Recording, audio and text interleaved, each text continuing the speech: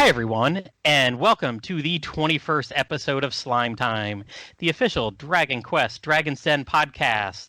This is your host, Platium3. There's no other host here tonight. That was a long pause because this episode's sort of a birthday gift for Liam. And it's recorded a few weeks in advance. So, surprise, Liam. You probably didn't know that I was doing this. Hopefully, I've been able to keep the surprise this long. There's going to be some further surprises to come, my friend. Just keep listening, because there's a very special reason I saved this one as your surprise episode. But not everyone wants to just hear me expound for an hour or so. So, joining me on this episode is a fellow longtime Denizen, and fittingly someone who's played a lot of Dragon Quest X, Mr. AustNerevar. Nevar. I'm going to mess that up. Oust, right? Yeah. All right. How you doing? I'm fine. Oh, welcome to the podcast.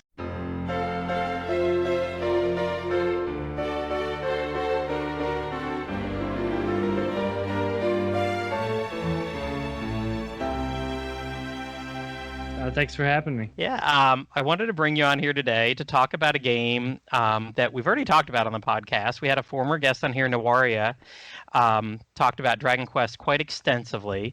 But this time, everybody out there, you're going to hear less of me just grunting, and saying, that's cool.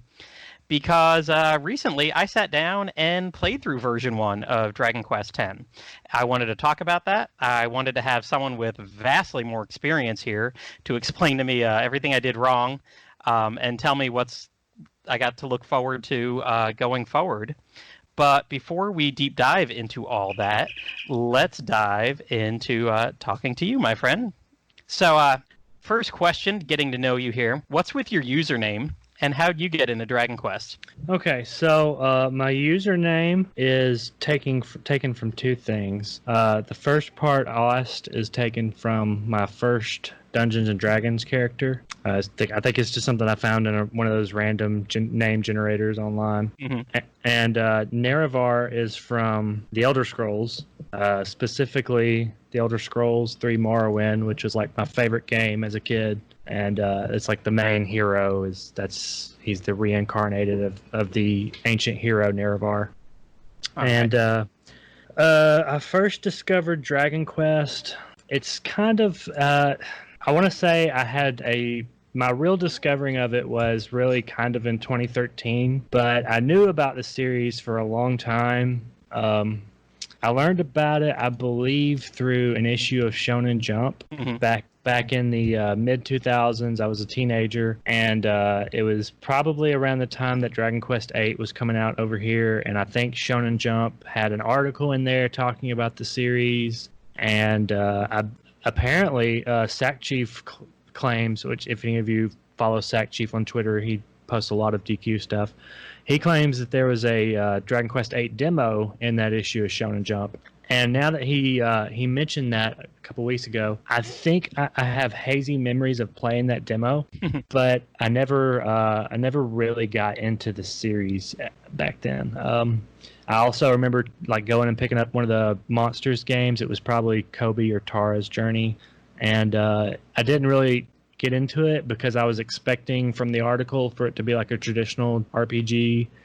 And this was more of like a Pokemon thing, which I was really into Pokemon, but it was Dragon Quest Monsters, and it was sort of like Pokemon, but not Pokemon. So it didn't hit home with me until 2013 when I decided to give the game or the series another shot, and I just on a whim bought Dragon Quest V for the DS. And it was my first real introduction to Dragon Quest, and still probably my favorite game out of the series.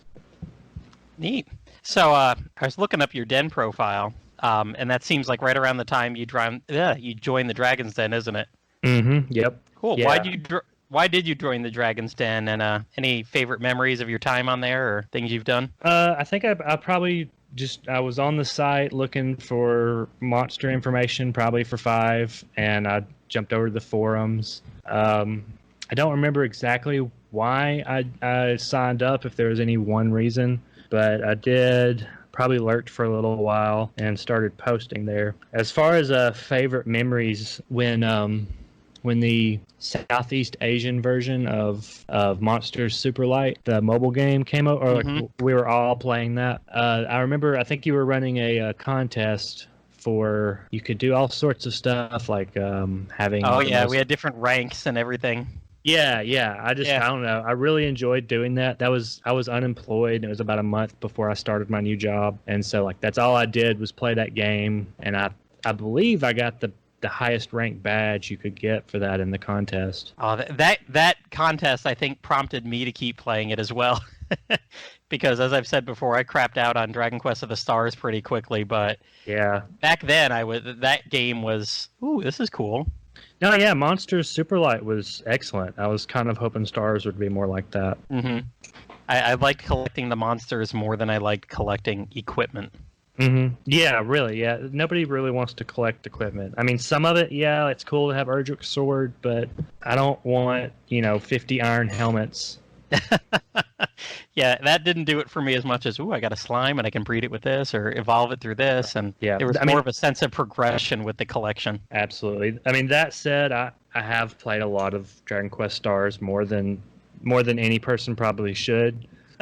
Just because it's Dragon Quest, and because it is a gacha game, it is addictive, and you can get hooked on it to a degree. So yeah, I've put some time into that and probably spent a little bit more money than I should have. But ultimately, after the Dragon Quest V event recently, I lost interest.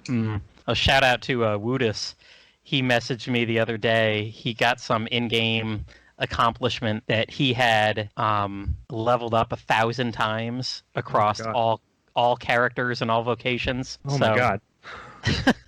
So I don't know if he's like got all 3 of his characters at like level 50 in 6 different jobs or something like that, but that's crazy. Yeah, I've revocated once on all my characters, but that's it. When he messaged me that, I was like, wait a minute, didn't you revocate quite a few times in Dragon Quest IX? And his main character in Dragon Quest IX, he'd revocated 9 times.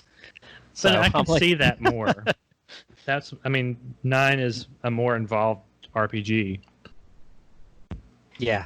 I'm gonna mention 9 when we get talking about 10 a lot, because I saw a lot of similarities there.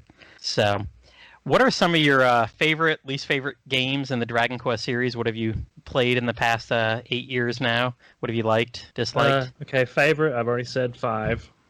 Definitely 7 for all of its flaws. I really love that game. Obviously 10. I actually loved it a lot more than I expected I would love 10. And I mean, everybody loves 11, right? Oh yeah. But unless you're someone who was focused completely on music, then you're all up in arms still from the PS4 release. There's a lot of hate for the music. Some of it's a little valid, but oh yeah. Yeah. So if I had to pick top 3, I'd say 5, 7, and 10. And that's not a downer on 11. It's just I can't fit it in. Those three win. Least favorite, definitely 2. At least 2 for the NES. And I see how 6 is forgettable, but I have a soft spot for 6 because it's the underdog. Yeah, I always say that's my least favorite, but I've played it through 3 times. Oh, bosses and all. That's your least favorite? Yeah, see, the encounter rate in 6 is terrible, so I couldn't play it that much. I mean, I played it on Super Nintendo emulator back in 2001, 2002 or something, of course. Yeah. Since I've been playing them for all these 30 years. Then when the DS game came out, I played it on that, and was it a free copy? I don't know if I bought it or I did win a free copy of that through the official Square Enix store. Yeah. I actually think I ended up not using that and that was the one. I won for some daily challenge they had. They posted a question, I answered, and they gave it to me, and I was on vacation and I'd already bought the game 2 weeks prior just to support it on mobile. And when I messaged them, they were like, oh, here, just take a $20 iTunes instead. So I was like, oh, thank you very much. So then I kind of felt that I should probably just keep beating it. I do remember very distinctly being very bored that summer. My son was 1, so he didn't do very much. And my wife and I ended up house sitting and dog sitting for my in-laws for 10 days. And we had nothing to do, 10 straight days at their house with a pool. And I think like a new season of Orange is the New Black just dropped, and all of our friends were talking about it. So I think for about 10 days, we watched like 3 hours of Orange is the New Black every day, swam in the pool, and I just sat out by the pool playing Dragon Quest VI kind of mindlessly. Yeah, it's been so long since I've played it. I played it on the DS, which I have. It's not been that long, but I have a terrible memory. I've only played it once, but I do remember the encounter rate being bad. And I've read that that's because of the vocation system in that game. Really, and in 7 as well. It's like I think your vocation rank goes up the more battles you do. Mm-hmm. Yeah. So it's to sort of balance that out. But man, it's way too grindy. You didn't need the vocations that much. No, I mean I love the system, but they could have found a better. I get it. It was the Super Nintendo. It was definitely groundbreaking for the time, but they could have found a better way. No, I think it was a good trial run for what they did in 7. Yeah, it's a lot better in 7. Mm-hmm. I can see where the evolution then went to that. So, are there any games that you haven't gotten around to that you really want to play, Dragon Quest wise? Yeah, I'm actually a terrible Dragon Quest fan because I have not finished nor really given a good shot at 8 yet. Oh! Yeah. Oh! Yeah, I know. It's like everybody else's introduction to the series, and I've just never really given it a serious try yet. I always thought that was like totally beloved. And then what I've heard Austin on Dragon Quest FM kind of like, it's all right. And a couple other people in other places I've heard like, that's the one everybody loves. And I'm just like, whatever. Yeah, I don't have any problem with it. I just, I got into the series late. When I got into the series, I didn't really have a PS2. When the 3DS version came out, I had just spent 200 hours in Dragon Quest VII on the 3DS, and I was really burnt out on Dragon Quest at the time, and I couldn't bring myself to play it, and I just haven't gotten around to it since. I will say that probably the 3DS version of that is the longest I ever took to beat a newly released, probably since 2000 or whatever, the longest I've taken to beat a newly released game. I remember the day it came in the mail, and I might have played it for off and on for 6 months. Yeah. Just because, I'd played it twice on PS2, and like you said, it came out, 3 or 4 months after Dragon Quest VII? Yeah, it was really soon. Yep, and I, of course, just like you, plugged in well over 100 hours on that, and it's like, okay, I played this game twice before. I'm a little Dragon Quest out. I was doing my master's program at the time, and that year my kids were young enough and my in-laws lived far enough away that my wife would take the 2 kids and go to her parents' house for the weekend about every other month for 1 weekend, and I would just plow through like a 4,000-word essay. I'd take like Friday or Monday off, and if I had a 4,000-word essay, I'd have 72 hours to just knock it out. And I want to say that thing got shipped to me on a Friday of one of those long weekends. So it didn't even get started for a while. I was like, nope, you gotta go in the drawer. I can't play you right now. Yeah, and I've started a save file on the 3DS version twice now, and something else usually comes up, and I just don't really make it past the 5-hour mark. I do perfectly well intend to play this game eventually. Probably the 3DS version, just because it has the quality of life changes, but I don't know when I'll actually get around to it. So, characters and monsters throughout the series, you got any that you really like or really hate? Yeah, characters, well, everybody hates Maribel. Of course, yes. I thought Veronica was the perfect solution to the Maribel issue. Like, she is Maribel done correctly. 100% agreed. I really liked Melvin, who is they changed his name to Sir Mervyn in the localization. But I always change it back to Melvin because my grandfather's name was Melvin, and I don't know, that character just sort of reminded me of him. Everybody loves Bianca. She's the best waifu. As far as monsters, yeah, I have an affinity towards the Saber Cat just because of Dragon Quest V, and I thought that storyline was very sweet. I really like I don't actually, I guess it's a closet mimic. Yeah, the closet mimic, particularly in Dragon Quest X, because you can tame that in one of the monster taming classes, and you can have the closet mimic follow you around, and it's just like It's hopping up and down. Its doors are rattling. It's the best thing ever.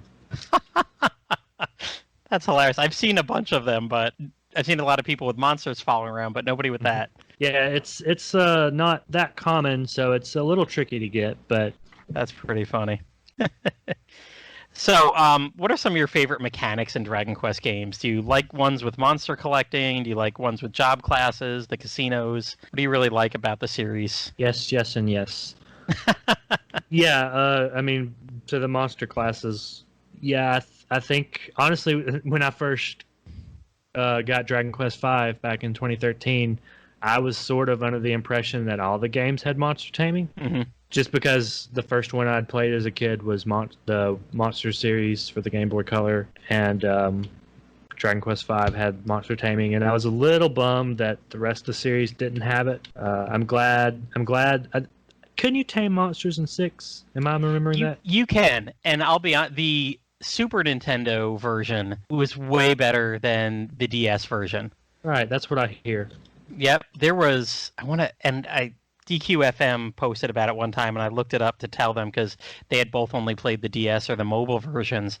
And I want to say something. There's like 28 monsters in the Super Famicom release, but maybe only like 16 or a dozen in the DS, and they were all Slime Family in the DS. They made it. Mm-hmm.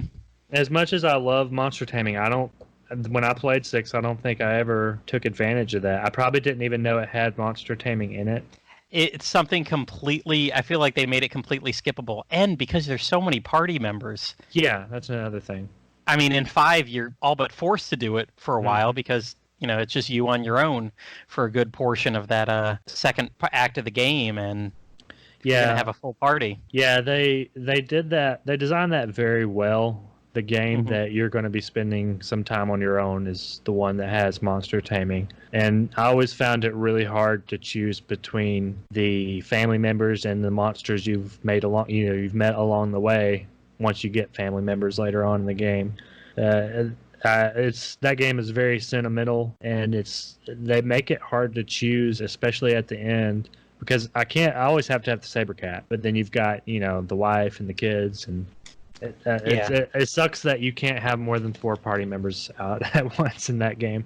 You ever play the Super Nintendo version? Of 5, yeah. I've played. I haven't finished the Super Nintendo version, but I've played some of it. Yeah, that was even worse with only 3 party members. Yeah. I wasn't expecting that when I went back to try it. Yeah, it's definitely a weird mini step backwards that they made there. Yeah. I wonder if there's some story behind that. Yeah, because 4 for the NES, did that have 4 party members? And 3 for the NES had 4 party members, and right, yeah, you're right. That is strange. But yeah, I'm glad that monster taming was in Dragon Quest X, and the vocation system is another mechanic that I think should be in every game, although I understand why it's not in some of them. The monster classes in 7 were probably the coolest thing I've encountered in the series. I didn't play around with it the first, I played it twice through on the PlayStation, the original PlayStation, and first one I didn't really play around with much. Second time I took good old Melvin and made him I got him the Plat King heart and went through the bazillion battles it took to turn him into that. And then, the 3DS did it awesome by, turning your character into that monster. Right, walked around and everything. That was pretty funny.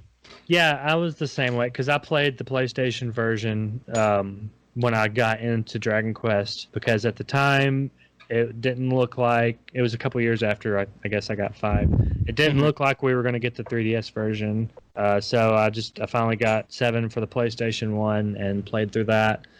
And I never played around with the monster classes in that, but I did on the 3DS, and you're right, they did them... They did it a solid in that game. And, I mean, for the 3DS version, I put more time into the monster classes than I did the regular classes. I had it all mapped out. I can't remember. Somebody on the Den was, making the trees of how you can go from this monster to this one and get that one. And, man, I was following that with Gabbo at least. So I did enjoy that. So do you have any official DQ merchandise or anything made by fans? Not much, no. I have the Akira Toriyama art book that came out last year, or was that last year or was that 2018? I don't remember. I think it was like Christmas 2018, so just about a year and a half ago.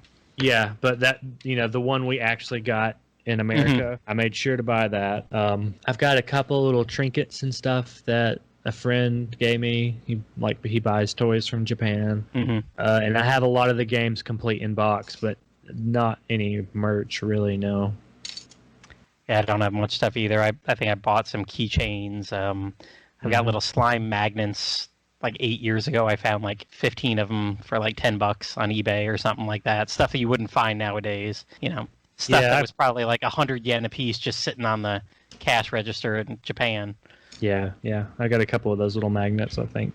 The colored ones. Awesome. All right, so we're about ready to talk about Dragon Quest X, but we're going to play our game, the favorite one we like to play on here, Marry, Thwack, Puff Puff. Yay. And we're going to play with 3 of the races from Dragon Quest X. We'll play with the ogres, the weddies, and the elves. How would you rank those in terms of Marry, Thwack, and Puff Puff? Okay, so Thwack the weddy, because I don't know what's interesting about them. They've never appealed to me. I understand a lot of people love them, but especially starting out, I hear starting out on that continent is a nightmare. Marry the elves. I think their whole design is really cool. The architecture of their home continent is cool. And have you seen some of these ogre women? So definitely Puff Puff the ogres. I am an ogre in the game, so yes. I've seen plenty of the ogre women. So yeah, I'll go a little backwards. I'm 100% with you on the weddies. Like they just seem, let's go with the typical. Hey, they're a cold fish. I'll just make as you may of that, but the weddy design, they just kind of look, I don't know, kind of dopey, like ho hum, kind of like a Shaggy from Scooby Doo, just whoop de doo, walking along. I don't want to down anyone who chooses a weddy. They didn't seem super interesting to me, but And I guess I'll flip flop on the ogres and elves. Although you could talk me into either way, but I think I got to keep ogre solidarity and just marry an ogre, and Puff Puff the elves. Those two are very good. I enjoyed both of them in Dragon Quest X. Yeah, same. So, all right, well, let's get into Dragon Quest X. And Liam, I'll tell you how I got into this. I wasn't really planning it until the whole COVID-19 thing went down and we were quarantined. And after about, I think, 8 weeks of working from home, and I'm a school teacher, and I really didn't have a ton of work to do. So it was, I got through a lot of games in those 8 weeks. I had a lot of time during the day. I had plenty of time at night. I didn't have to wake up at 6 o'clock or 5:30 like I had for the past, 20 years. Suddenly I was sleeping until 7, 8, 9 in the morning, and I could play till 2 a.m. and be just fine. So this Dragon Quest X was a game I kind of intermittently wanted to play for 8 years, and I've talked down about the whole MMO experience. I've played quite a few other Dragon Quest games completely in Japanese, but the fact that it was an MMO, and for years there was the whole VPN barrier, and playing on a PC was the biggest way to do it and everything. I just never started. But we had Nawaria on here, and listening to her talk about it, I was like, maybe I could be persuaded. And then Austin over on DQFM posted how easy it was to do on the Switch one day, and kind of finished up a few games at the end of April. And beginning of May, I was like, let me try and see how easy it is. And yeah, in about a 10, 12-day period, I plowed through 34 hours of it. Just became my quarantine, stay up till 2 a.m. every night playing game. Because, what else did I have going on? And I enjoyed it. How'd you get into it? Yeah, it was more or less the same in terms of always sort of wanting to play it, but I wasn't too into it because traditionally I'm not into MMOs either. And not necessarily because I don't want to play with others. I don't have many people to play with, but yeah, I have a couple of friends that I would enjoy playing games with. But the stories in MMOs are generally not that, and they're not that interesting to me, at least. And I've played, for someone who doesn't like MMOs, I've played a ton. I've probably got 200 hours into Star Trek Online over the past decade. I've played a little bit of the Elder Scrolls Online, though not much. Some of the more simple MMOs like Warframe's just a shooter. I mean, that's kind of hard to mess that up anyway. But yeah, I never was super into the odd. I mean, I wanted to try it just because it was a Dragon Quest game, but I didn't really have an internet connection back then that could handle it. Pretty much my only exposure to it was watching Sagan stream it, because that's pretty much the way most English speakers first saw the game, because he was one of the first one to actually put it online. But last, I think it was August, I just, on a whim, I thought, hey, I've got a Japanese eShop account, because I had made one for the Builders 2 demo. So I logged in and just thought, hey, I got paid today, let's be irresponsible. And I downloaded it, and I figured I would play it for like 5 hours and lose interest, but I got into it, and for those first 15 hours, maybe 20, I just wandered around the Ogre continent killing slimes and stuff, not really knowing where to go until I found some guides online. So how far have you gone into it now? Oh, well, now I'm well into 2.3. I finished the version 1 story back in November, I want to say. I took a short break after Christmas. Things got busy. Yeah, I just finished 2.3 yesterday, actually. Oh, nice. So do you pay for a subscription? Okay. Yeah, there was no Switch trial when I got it. So I bought the full game, spent $50 just to download the game, and then $10. They give you 20 days free when you first sign up, even back then. So after those 20 days, I was like, yeah, well, I'm hooked. So I kept subscribing. So it translates out to about $10 a month, doesn't it? Yeah. Or close to that. Okay. More or less, yeah. Yeah. So So what race did you choose? You just kind of said it there. You wandered around the ogre continent. Why'd you pick the ogres? Because I thought I was going to follow Saigon's old videos, because he was just my first thought. I've always watched his channel, and he did a lot of videos starting out, and he was an ogre. So little did I know, when I actually got to watching his videos, he didn't know what the hell he was doing back then either. So it didn't really help that much. I kind of wish I'd chosen one of the Pukalipu characters, because I don't know, they're just super interesting to me. They're cute. They have a lot of personality. Little bummed that I now sort of stuck with an ogre, but it's not that big of a deal, I guess. Yeah, I want to say it was between them and the dwarves for me, right? The dwarves. Is that the green ones? Yeah. Yeah. Then I realized, I was like, no, I need to be tall. I like it. Not that I'm 6 foot. I mean, I'm not exactly towering over people, but I was like, I don't want to learn what it's like to be small. And I get that. In games, I always like the physical attackers, and I mean, I went with warrior for the most part, and that just seemed like that was the race. If I wanted to be a warrior, I was going to do that. So that goes into my next question. I was going to say I picked the ogre because of that.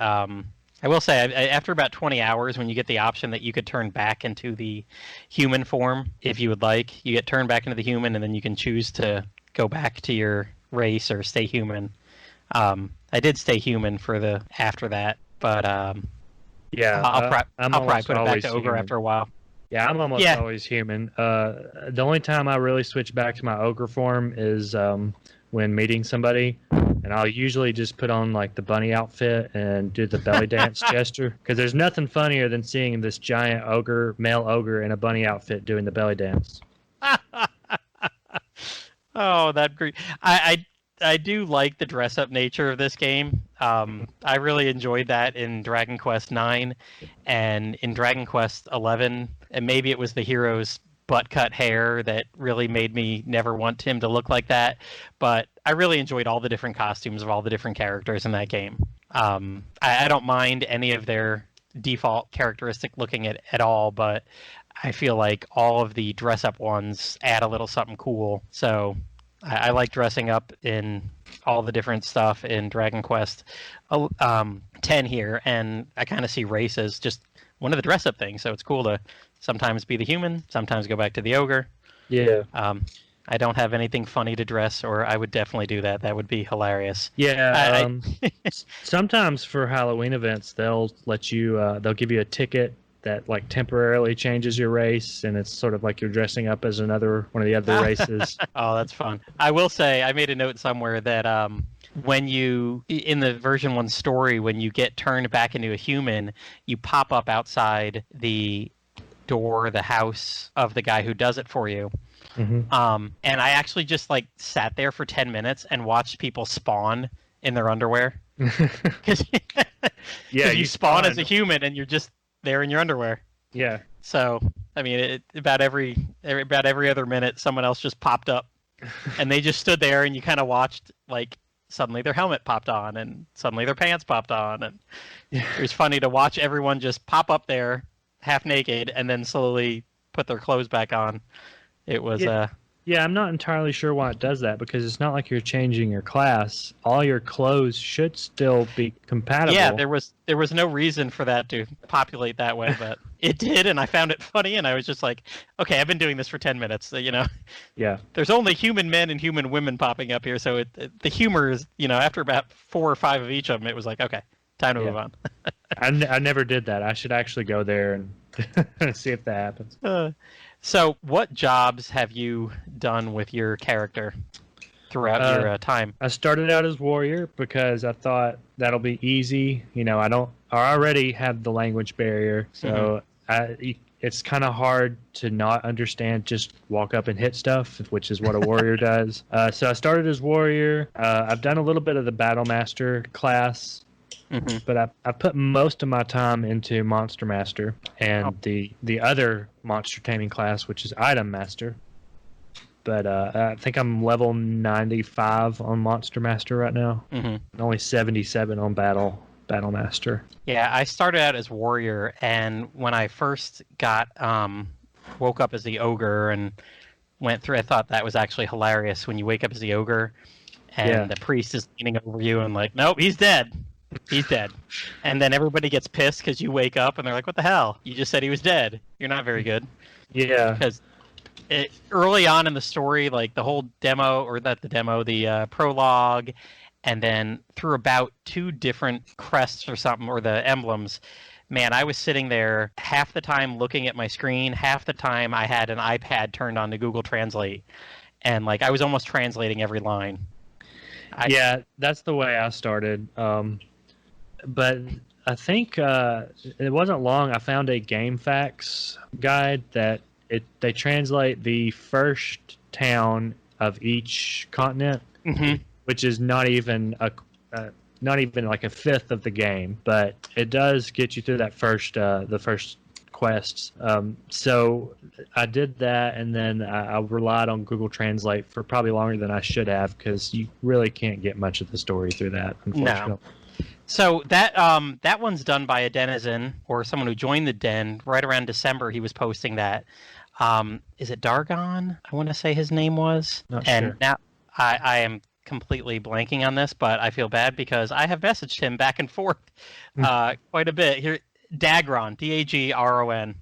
And big shout out to you, Dagron, because your guide, I think without that I probably wouldn't have gone as far as I did, even with Google Translate and Austin's, hey, here's how you can play for free for a while thing. But seeing that was like, okay, so if I get stuck, I actually have some sort of guide I can go back and follow. But yeah, he posted that on the Den, I want to say in December, and also he put it on Game FAQs around that time too. So big shout out to him, because I kept sending him a lot of messages as I sorry, Liam, was trying to keep this secret from you.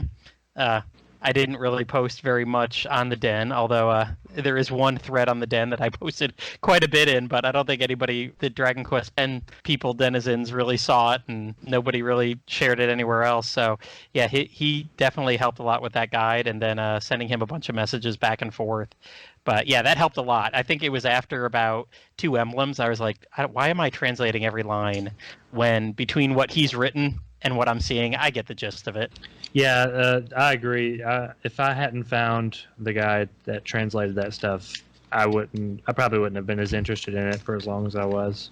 Mm-hmm. There was the one of the emblem quests. Is it the Weddy Town where maybe it's not. Maybe it's a Poplio with the little girl who's taken in the cat. Yeah. And that's the Weddy. Yep. Okay. So yeah, I mean, by this time I was kind of just speeding through a little bit, and I was like, wow, just from the cutscenes even, I kind of got it. Like, oh, little girl wants a cat. They said no to the cat. You return the cat somewhere else. Monsters attack. She gives up the cat. Turns out the cat's part of the monsters that are attacking, and they're like, oh, well, it's all good. And yeah, like, I mean, it follows the Dragon Quest formula pretty well. Mm-hmm, mm-hmm. But as starting around hour 30, I think, is where I discovered Nawaria's channel. Mm-hmm. And I definitely would not still be playing it if it weren't for that. Yeah, I have used hers. I've used Saigon's. He got me. Where did he? A couple of the quests for getting through the one with the stupid camera. Man, I couldn't figure that one out at one point in the Ogre Island. Yeah, that's like one of the first ones. It is. It's like right there. And turns out I went to the place that Saigon showed, and I went back and forth. I didn't pose with that idiot for the photo to start the quest. Yeah. I guess that was the first thing he said is like, pose with me. Oh, okay. Now you can start the quest. Is that one even necessary? Nope. And you know what? That was just like the first one I came across. Uh-huh. And yeah, at this point, I don't do any of those, just random. Yeah, there's a lot of those. 1,000. There's a lot of those little, like, I guess, tutorial quests in the starter towns. Like, you can go to each starter town and learn each race's gesture. Mm-hmm. The ogres have their own gestures, or the elves, and I don't know what they all are. I haven't done them all because the way I play now, I follow Nawaria's videos to the letter. Mm-hmm. I literally will pull it up either on a laptop or a phone while I'm playing as I'm going through the story and sync my cutscene to whatever she's doing. And I usually turn the playback speed up because she's translating another language, so there are pauses and stuff. Mm-hmm. So the way I play, it's kind of restricted to how whatever order she did it in, but that's worked best for me, and I've been doing it ever since. I mean, if it keeps you going, yeah, it's gotten me this far into the game. Definitely. So yeah, I picked Warrior. I found it funny. The first moment I walked out of my starter Ogre Town, the little Drakey pops up in the corner and like, hey, it's metal time. I was like, what? What's this? This wasn't going on in the prologue. And I walked up, and the very first metal slime that was there, I killed it. And suddenly I went from like level 1 to, level 14 or something, like in my very first battle. And by the end of that first half hour, I was like level 22. And so the whole first quest that you go on as this reincarnated ogre was just like a cakewalk. I just breezed right through it. Nothing gave me a single problem. I beat that first boss in because the timer for each boss battle, it tells you how long it took you to beat them. It was like a minute. I beat the first boss, and this is before you have a party, so it's just you. Wow. So I was reading into it more later, and Austin sent me the link to, I could see when Metal Time is coming up. I would change my class, and I did this about, I think, 3 or 4 times. I changed my class right before Metal Time, and then went out and in 30 minutes boosted up a brand new level to like level 20 or level 25-ish. Just in that half hour time, just to get skill points and sink them into the class specific thing that carries over when you switch jobs. Yeah. So. Yeah, I stopped trying to translate those little Draki notifications a long time ago because by the time I would get my phone pulled out, it would always be gone. Me too. Most frustrating thing ever. And I feel like most of them, like the ones I did catch, were all like, "There's a new quest available. There's a new quest available. There's a new quest available." Yeah. Which I didn't know where that quest was, and I really. I knew what I was logging on that night to do. I'm like, okay, I'm going to get this emblem tonight. Right. You can't be chasing down quests. There's so many to do. Oh, yeah. Yeah, so I tried not to... you're right. Those notifications were very quick. if you spoke the language, it'd be just a flash like, oh, okay. Yeah. But no, I definitely, because especially after like about the 10-hour mark, I stopped playing with my iPad on, sitting at a table in translate mode the whole time. I was like, nope, I'm going to be laying in bed, and if it comes to something, I can whip out my phone and try to translate something real quickly. But no, not that. So yeah, I got up to level 50 in Warrior, and I think the next thing I got to do, because I've beat now version 1, I need to go find those quests to increase my maximum job class. To get to 55 and you mean the 60, levels? I believe. Oh yeah, the level. Sorry, level caps. Yeah, you'll need to Level do cap. those. Mm-hmm. Because I was talking a couple nights ago. I did one of the RP Gamer Q&A Quest podcasts, and I was talking about Dragon Quest X, and they were asking me about this, and I said, yeah, I got to the final boss of version 1, and recruiting party members when you're under level 80, it's just free at this point. Mm-hmm. So that you walk up, and I was reading through the guide, and like, you'll need money, you'll need to be able to pay to. And I don't even know if his guide mentioned that, but I think watching like Saigon's old videos and everything, and seeing having to pay for party members and whatever. And I walk up, they're like, "Oh, you're under level 80. Pick anybody you want." And I think it's got to be within 10 levels of you or something. Yeah. So, I mean, I went into that final boss with like a level 60 battle master that was dual wielding. And I don't know if it was a sage or a cleric that just sat back there and healed. And I had a mage, or maybe it was a sage too, so they could heal and whatever. But they had a boomerang that did pretty good damage. And by the second form of the end of the version 1 boss, I was just sitting back there using MP items. 10 MP for you, 10 MP for you, because their damage output, I'd go up and hit for like 50 damage, and the battle master would like dual wield, and I think he was using like dual wielded falcon blades, or something, because he was hitting 4 to 6 times every time, and each one of those was like 150. I'm like, oh, you're doing like 10 times the damage I am. There's really no use for me to go up there. Yeah, do any sort of attacking. You're probably talking about Matt's character on the Dragon's Den team. Oh, and see it. I haven't joined the team yet, so this was just some random person. Yeah, I haven't even. I do need to do that if I play more. Which you definitely should, because you can rent team members. I think no, you can't get team members for free, but just having the access to all the other players, I've added them to my friends list, and the character to rent is Matt's character, and he's a battle master with dual falcon blades that are disguised to look like Erdrick's sword, and the amount of damage he puts out is ridiculous. Now see, I'm going out of town in about a week, and we spend 3 weeks up in the mountains in the land of no Wi-Fi. So I've kind of paused for now. Yeah. But I think when I come back in early July, I definitely need to, because by then, surprise, Liam, I can just post all over the place, Twitter, everywhere. I do need to join the den. I enjoyed it enough that I think I want to play through version 2. I hear that's more of a linear quest. Version 2 is so much better. Just the story, which part of that is probably because I'm following a good translator, but the story is really. I mean, the story of version 1 is good as well, but I thought they really kicked it up with 2, and there's a lot of cool stuff in version 2. Nice.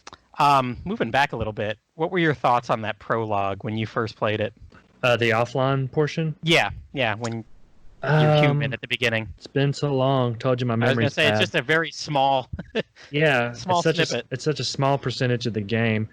I thought it was all right. I wish they would have kept the extended offline campaign from the Wii version. I don't know if you know about that, but I heard it's quite lengthy, right? Yeah, I think it was maybe 30, 40 hours total. Wow. Maybe that's a little bit more than it actually is. But I've heard somewhere in the neighborhood of 20 easily. So yeah, I know Cranberry put a ton of time into the offline campaign. I think the reason they took it out is because they sort of retconned the events of it in version 2, so it's not really quote unquote canon anymore. But I would like to play it just because it's a part of Dragon Quest I can't access, so I must have it. Yeah. And you know what? I'm feeling that now too, because again, after 8 years of like, whatever, I'll play Dragon Quest if it comes out, or Dragon Quest X if it comes out over here. If not, no big loss. I'm starting to feel the loss now. Like now that I've invested those 34 hours, I'm like, okay, I just got a snippet. And I remember a warrior saying that every version of the game, and this is something Liam and I've talked about, we mentioned a few times, each version of the game is literally long enough, big enough story as any Dragon Quest game. So it's not like we're missing one numbered game. We're missing up to 5 numbered games here at least. Yeah.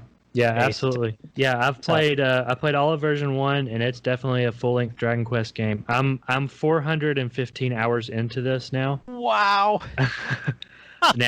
Now keep in mind some of that is casino, playing Sugoroku with the Den team members. I've done some Labyrinth stuff with other players. But at least 3/4 of that is story. And also, again, that's waiting on the translation. It's a little bit slower than just reading it. But I mean, still, it's the version 1 is enormous. Even if you just do the story, it goes by pretty quickly. But there's a lot of side content that you really shouldn't skip just because it's just as interesting as any of the other stuff. I have noticed that. I mean, just going, because you have to get the 6 emblems to complete version 1. And there's 10 emblems, right? Yeah. Because there's on each continent, and just trying to get that second one on the ogre continent. I mean, I walked forever. It was I floated the thing. I mean, there's so much. And I mean, I don't think after doing that like stupid little camera side quest at the beginning, other than the monster eliminations and the quests open jobs and not that one, but the one to get partners, and there was like one other side quest that I did. I skipped all those side quests because after a while it was like, I kind of want to get through this. Yeah. And I ended up with, in the middle of all this, I think I'd been playing for about 24 hours. I'd done 3 emblems, and I was messaging Austin and keep forgetting his name, Dagron on the Den about this. I walked into Walmart a week and a half ago, and there's a brand new Nintendo Switch sitting there. And it was like 7:30 in the morning, and there's like 5 Nintendo Switches sitting in the case. And I'm like, holy crap, I haven't seen a Nintendo Switch for sale anywhere in forever. So I said something to one of the sales associates. She's like, well, you can only buy one. She goes, these are the first 5 Switches we've had since probably early February. I was like, holy crap, I'll take one. Because I've got a 2-year-old one that I bought used the year before, and Dragon Quest X being online the whole time and streaming through, I could get 2.5, maybe 3 hours on the battery at night, and then I'd need to plug it in. I know Dragon Quest Builders 2 was also hugely battery intensive because it was really taking a lot of PlayStation level graphics and rendering it on the Switch in handheld mode with just like the Switch would get warm. Yeah. So I saw this here and I'm like, well, crap, man, I can get a brand new Switch right now and probably pawn my other one, which I ended up doing. I ended up selling my used one for the price I bought my new one for. So, hey, I got kind of like a free upgrade. Yeah. Thank you, COVID-19, for providing limited versions. Hey. And I asked the lady, I wanted to buy 3 of them. And not selfishly for me, but my brother-in-law had been texting me like, you ever see a Switch? Let me know. So luckily he lived 5 minutes from that Walmart. So I texted him and he ran over and got one. But Liam has been wanting a Switch. So I was going to buy one and, let him know we could ship it up to New York, but they would not let me buy that extra one that day. Oh. I'm like, he's like, no, because he's got the kid coming. He's like, it'll wait, I'll get one in the next couple months. I'm sure. I mean, Nintendo's making them again. But when I went to move all of my account from my primary Switch to the new one, I transferred over, saved data, everything. I go to load up my Japanese account, which I'd moved over to. I go to load up Dragon Quest X, and it's like, yeah, you can't continue that. We see that you started the free one on your device, that you can't continue. And I was like, oh my God, I just invested like 20 hours in this. Like, not a huge amount, but still, like, I just got used to everything here. I don't want to have to start it all again. So I moved it all back to my original Switch. And then, in about 4 days, I plowed through almost another 20 hours to make sure I finished version 1. And since then, talking with Austin, he showed me how to do, and he posted a blog about it, how to make the Square Enix account, the Japanese Square Enix account on the Switch. I didn't need to type in anything in Japanese. I didn't need an address, which I've seen people saying. Like, literally, I typed in, hey, I'm Platinum 3. Yeah, it required... I typed it all in English. Yeah, see, when I signed up, I had to jump through all the hoops. I Googled Japanese hotels so I could get an address. I remember, I think it took me off and on just 2 or 3 days to get it all set up after I downloaded it, which again shows how irresponsible that purchase was, because I wasn't even sure if I was going to get it to work. Because a lot of the information out there, especially on the Den, was for the PC version. And this was before the trial on Switch, so there's probably a lot more info out there now. Yeah, I was very surprised because I'd kind of been reading through and reading all those posts, and I'm like, hey, Austin can't be right. This can't work. And he even put on here, he's like, this is how I've done. He goes, I haven't done it yet because I'm still playing the free one. I don't want to log on, and if it loses your free version or not.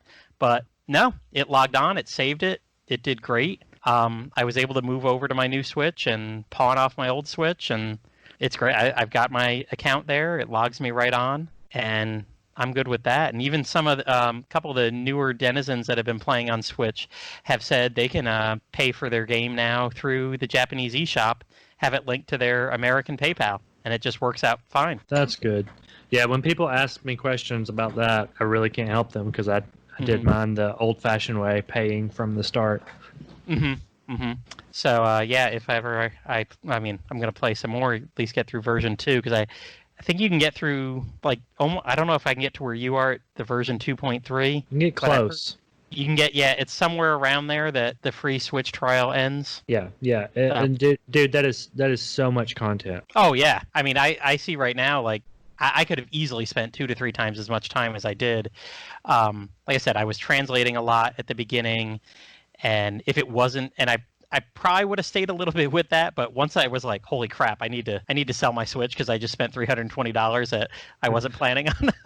Yeah. And, you know, God forbid if I keep this Switch around for like 3 more weeks and then suddenly there's a billion Switches in stock at Walmart and everywhere else around. You know, suddenly my used one is worth like $200, not the $300 something I sold it for. So, no, I kind of had that little rush at the end, but now that I'm on, got my username, got my everything set up, it's pretty good with that. So yeah, I know we kind of went off course there from just talking about the prologue, started there with the prologue. But yeah, I really like that prologue. And I was texting Yangus the Legendary Bandit on the Den, and I was like, okay, I sent a picture of the very end of the prologue where your sibling gets put in a big ball and like sent away from the destruction of that village. And I was like, why do I have a feeling like I'm going to fight my sibling as the final boss of version 1 or something? Which didn't come to pass, so that doesn't seem to be anything yet. I don't know if it pops up later, but I hear that's the focus of the offline version on the Wii, right? Yeah, it sort of was. Okay. I mean, I haven't played it, and I haven't actually watched any of it. I just sort of know what it's about, but not really. But yeah, I think that was because I think you played as the sibling on the extended. That's what I heard. That's what I heard. And other than that, you know as much as me. Right. See, I wasn't playing back then. I know it exists, and that's about it. And it does involve the sibling a lot. Yeah. But honestly, this is just my opinion, the way I like to think of it. But version 1 almost feels just like a really long prologue, honestly, because V2, to me at least, it feels like that should be the main story of the Dragon Quest game. And it does continue some things from the actual offline prologue. It's not just a tacked on expansion. They were intending to do this from the very start, I feel, anyway, just the way they set everything up. I wonder, and you know, beating the boss, maybe I should have said this at the beginning. Obviously, we're talking a hell of a lot of spoilers here. Yeah, I can't avoid spoilers in this discussion. No, it's hard to talk about a game like this without it, but we always go in depth. I think every podcast we've ever done has been a big old spoiler cast.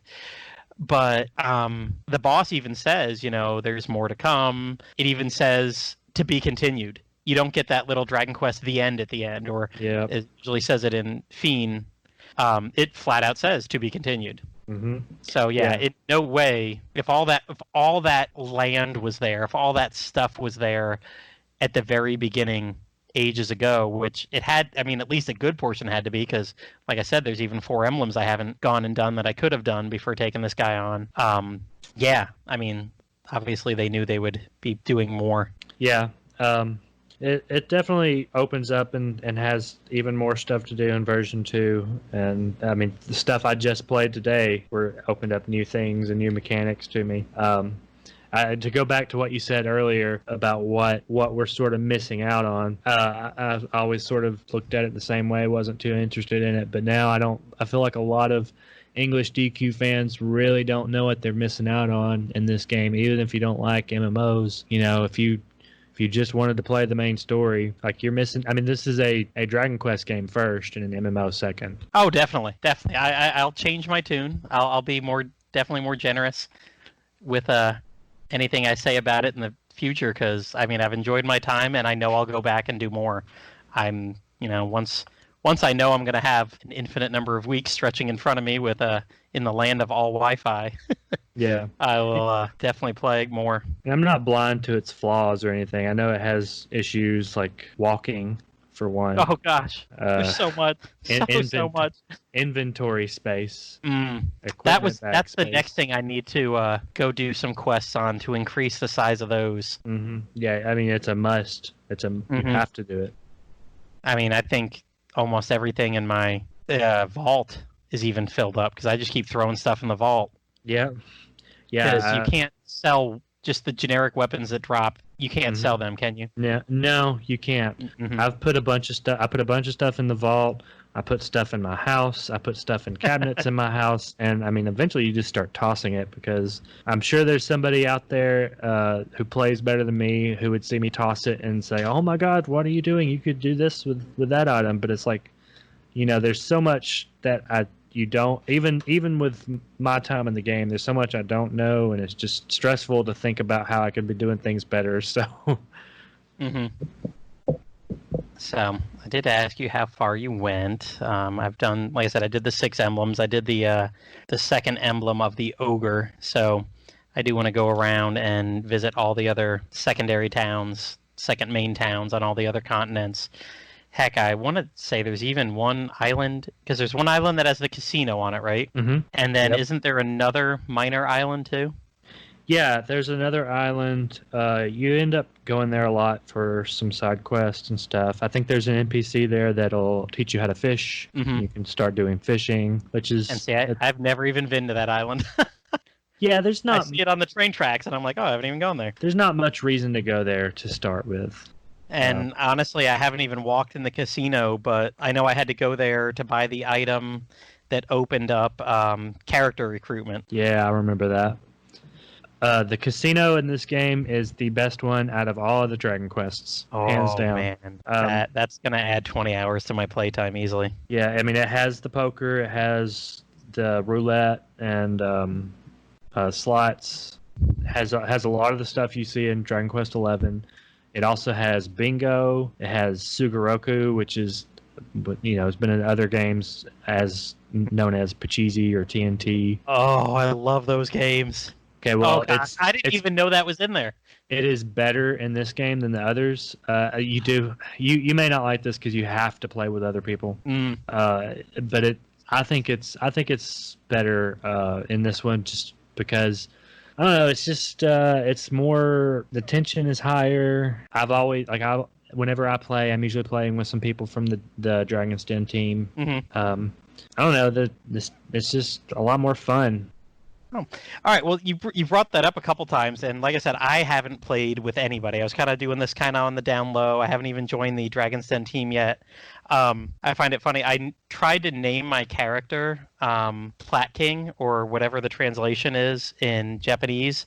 I actually looked up on the Dragon Quest wiki, the Platinum King, copied its name, and found the symbols, but I was one character short. Your character name can only be like 6 or 7 Japanese characters long. Yeah. So I plugged it in, and Google... It's always hilarious to see what Google comes up with some of these translations. And I guess I never really used the Google Translate app all that much for extended periods of time to realize that the angle that you're holding it at can completely change Yeah. translations. Oh my gosh, it really, I mean, just a half a degree, and suddenly things are like, oh, that completely makes sense. I had no freaking clue what you're talking about. Yeah, and trying to do that at midnight with a toddler sleeping next to you with all the lights off can be, and it's so difficult.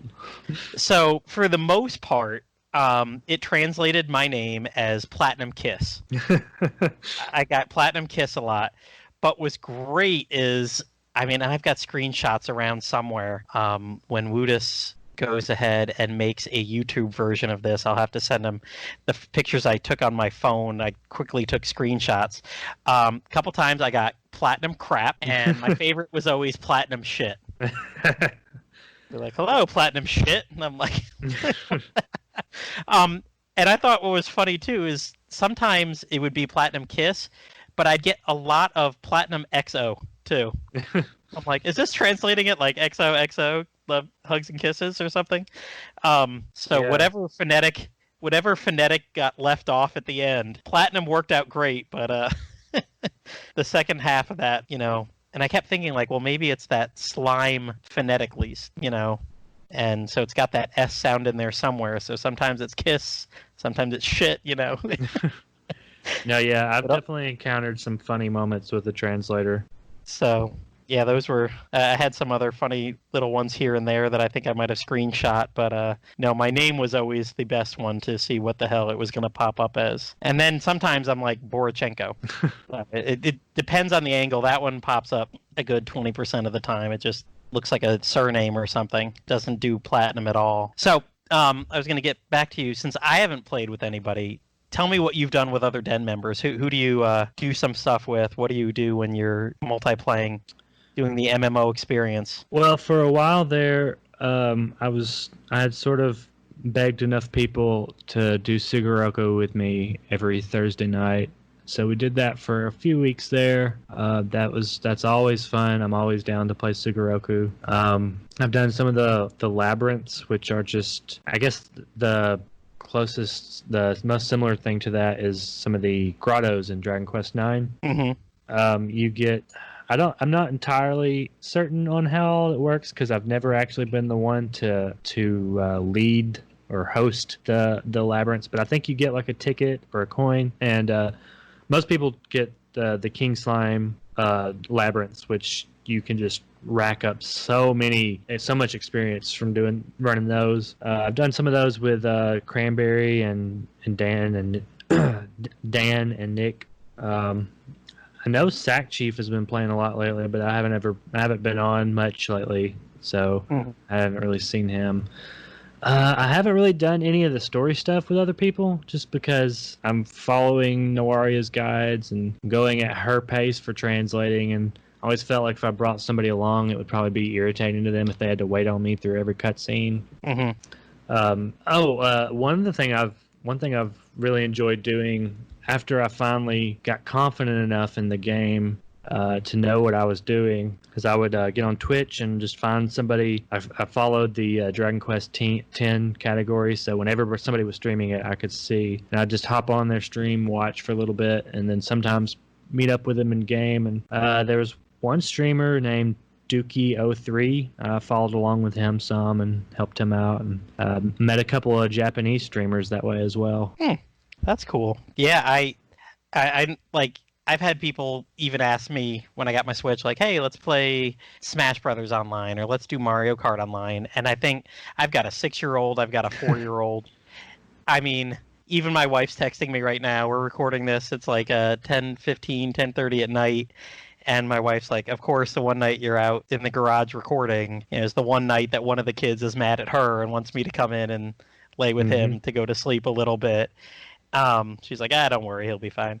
But like, that's what I get that all the time. Like, I've had to set Dragon Quest 10 down and like walk away for 30 minutes. I learned very early on, don't just hit the suspend button on my Switch like I do for every other game. Yeah. Oops. Not that it really...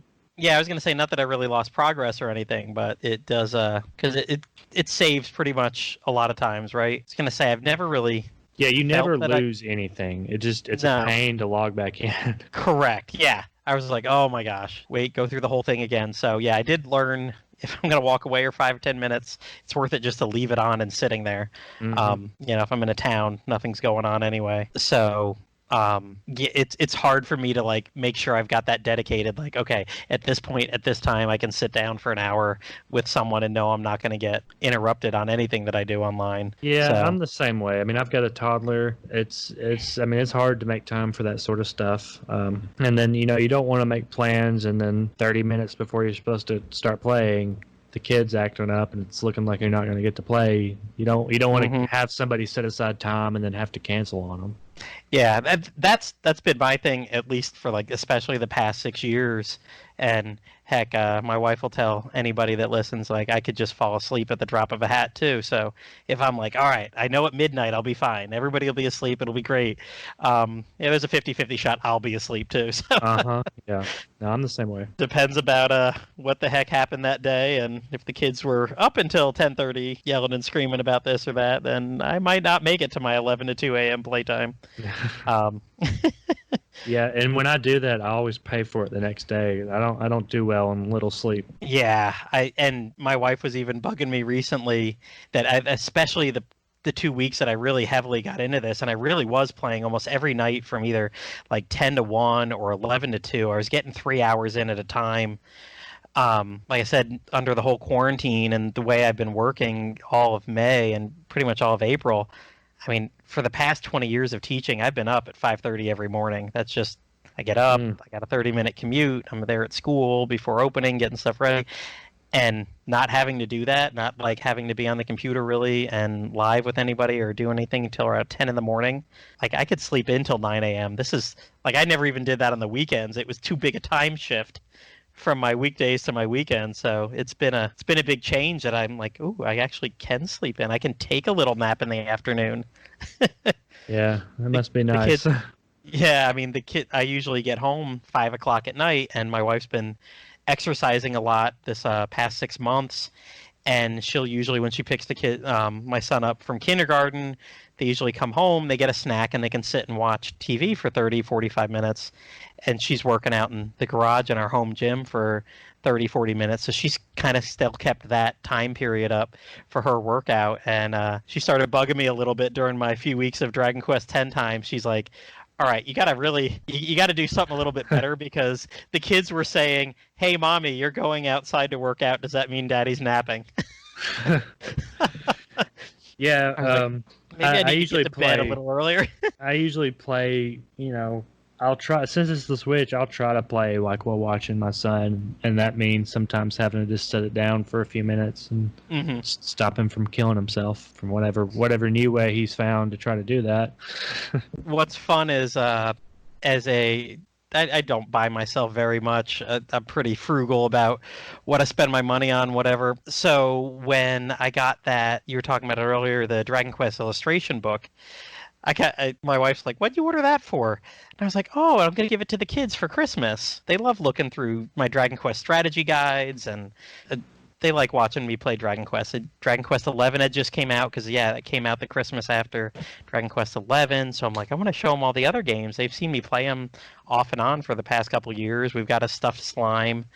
We call him Westy because of the one on Twitter.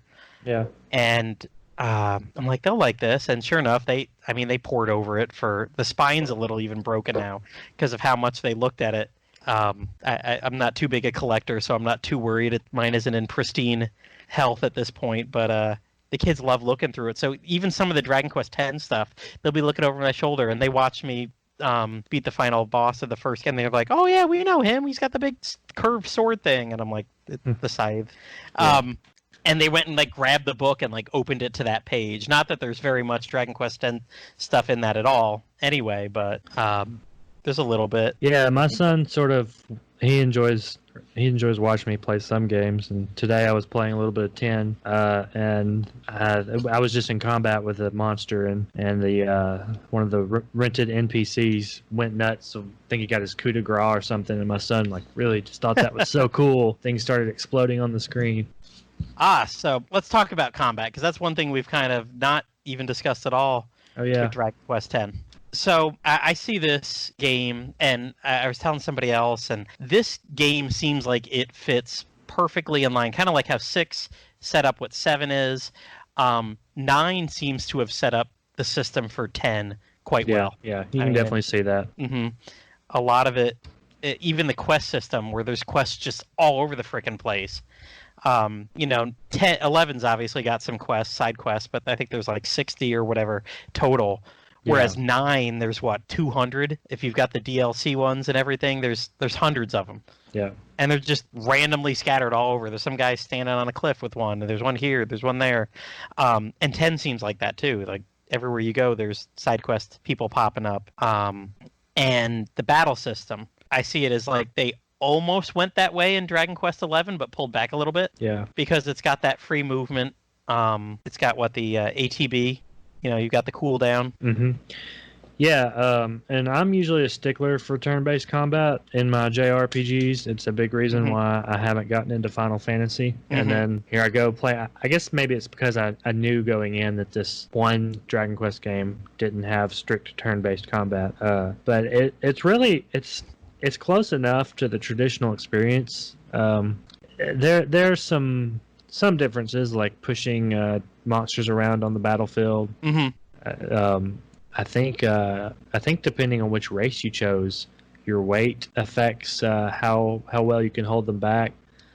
Oh wow! So there's actually some strategy in, like, you want to keep the boss away from the healer, so try to push them across the field. And then there are actual... Man, they definitely seem to go after those healers too. I mean, oh yeah. Like, I'm trying to push, and he's not taking a hit at me. He's like casting spells at the people on the other side of the battle, and really trying to get over there. Yeah. Yeah, and there are annoyances like when you target one monster and another one's in the way, and your character just keeps walking into the first monster and he can't get past him, and he doesn't like walk around him, so you have to cancel the action to actual manually walk around him. And that, things like that aren't in 11, even though 11 has the sort of, you can tell that they took that open battlefield system and carried it over. Yeah, that's what I thought. I'm like, well, they kind of did in 11, but they made it, you didn't need to. Yeah. They took almost that entire system, just stripped out maybe 2 pieces, and then just put the whole, but 11, you give your commands in order. You don't all give it at the beginning of the battle, like all previous games before 10. Yeah. So, yeah. And I will say, I found it a little, maybe not as engaging, because, again, I think I was kind of rushing through the second half of it, and here I was recruiting people that were way over my level. And I mean, if I wasn't doing that, I would have gone and sought out those more item spaces. I would have played around with the weaponsmithing more, because I'm still fighting with the axe. I didn't ask you what weapon you prefer, actually, but I picked axe for my warrior. Yeah, so did I. And I think, I'm level 50, and I still got the axe that you can buy at like level 21 or something. So I know I need like a power upgrade there. Yeah. And I don't know if that's through crafting, or if I subbed, then I could buy better stuff, or at the market. Yeah, it seems like most people use the bazaar for that sort of thing. Crafting, you can obviously do it that way, but there are tons of menus and they're all in Japanese. So yes, I didn't. I think I got up like weaponsmith level 9 just by trying to like remember a couple items, run over, buy those couple items, come back and make like 3 of them, and then throw them away because I was making so much back and forth trying to build up my skill level. Yeah. And then when I looked down the axe list at like what level I would need to be to make an axe that raised my attack power, I was like, oh, screw it. Yeah, I'll be for hours and not have all that items anyway. I've gotten a couple of equipment pieces from monster drops, but that's so rare. It's really the bazaars where you get that sort of stuff. But honestly, it almost feels like it's not even necessary for large portions of the game. Like, it seems, even though you have a level 21 weapon or whatever, it seems to stay relevant for a significantly longer amount of time than you think it should. I did feel that. I mean, you're used to, or at least a lot of Dragon Quest fans were used to, you go to the next town, you buy the better equipment. Yeah, like you wear a piece of armor for 5 minutes. Yeah, you move on, but all these towns are kind of set up because you can go to them in any order. They're not really set up in terms of, this city has a higher level than this city, than whatever. I was in my level 40s for almost the entire time because of all these medal times I did. I kind of jumped way up there. And honestly, all the random battles I fought, I rarely leveled from 40 to 50. Yeah. And I was doing okay. I mean, I got 2 emblems with the random people that you get right when you set off on your quest. Yeah. And then once I realized with the second emblem person, I was like, okay, that took like 7 or 8 minutes. That dragged on a little bit too long. I never really felt in danger, but I mean, nobody's pumping a lot of damage into this. It just felt like I was chipping away the whole time. So that's when I went out and did the quest to open up the tavern, basically, and recruit other people. And once I did that and had people that were stronger than me, because I could recruit people 10 levels higher, then again, I never really felt like I was super under leveled at that point or anything, or my weapons were horrible. Yeah. Granted, I had the guy falcon slashing to death, so I was beating bosses in a few minutes, even on the hardest levels. But I mean, I wasn't getting like killed or anything. Yeah, can you believe that when this game first launched, they didn't even give you the free NPCs at the beginning of the game? You didn't get them until you went to the bar and rented some. So that first journey down, well, it was a journey down for the ogres. From the ogres, yeah, that was a long journey. Yeah, and I mean, those monsters, I think they've nerfed a lot of them, but they just watching Sagan play through it in the first episode he did, like those monsters were beefy, and like that game did not pull any punches. Yeah, I also I found at the beginning it almost seemed like it was made to be soloed for a while, which obviously it was. Because I feel like even with that long journey, there were really no more than like 1 or 2 in almost every battle. It wasn't like I came across parties of 4 or 5 monsters. And even throughout most of version 1, I never had huge groups of monsters. Yeah, you don't really see them that much. I mean, maybe 3, and the Muddy Hands call up another one every now and again. But yeah, I never felt, for the most part, that random battles were in any way super challenging or anything. No, yeah, they definitely are much easier than they were on the Wii version. I don't know when the nerfing came. Probably bits and pieces at a time, but the game's much more accessible than it was at launch. Yeah, and I mean, I said it before, just the ability to go and recruit kind of anybody you want. I was advanced. Like I said, I was getting people 10 levels higher than me in advanced classes. Mm-hmm. That I mean, like I said, the guy was doing 10 times the damage I was against the boss in version 1, and I was like, well, I'm not needed here. I'll just keep healing everybody with items, or making sure my healer has enough magic to make it through all the forms of this guy and whatever. I wasn't in stress or distress, and I really wasn't pumping a lot of time into it. And these were just free people I picked up along the way. I'm like, geez, man, if I had to pay for these guys, I'd be doing a lot more of the monster extermination quests. Yeah. I did. Man, I was in a routine where I was doing those every day. Mm-hmm. I want to say I did, about almost 7 days. I was like, okay, which one is it? Where can I find him? Oh, I remember where this guy is. And then, my last couple days when I was trying to speed through, I was like, I've got enough money, and I really don't have anything to spend the money on right now. I've got like 50, 60, 70,000 gold in the bank because not having access to the bazaar. I mean, all the equipment that you can just buy is nothing. I mean, you buy a sword at level 21 for 20 gold. Yeah, even then, I don't really spend much money in the bazaar. The house and property was the most expensive thing I bought. Mm-hmm. Talk about side quests, because that was something else that I felt like I got a lot of stuff for free. First of all, I went and got that. Listening to Austin do one of his first talk about Dragon Quest X on his podcast in April. Oh, actually, it was back in March, I think. He was talking about how he rode around with someone in their car, and there was the method of fast travel, and that was the very first side quest I went and did after I got my first emblem. I'm like, I'm figuring out where to float on that floaty thing. Can't remember the dollar board. Yeah. Yep. Yeah, I'm like, I'm getting that. It's like a floating Segway. Yeah, that's what I think the walking speed should be.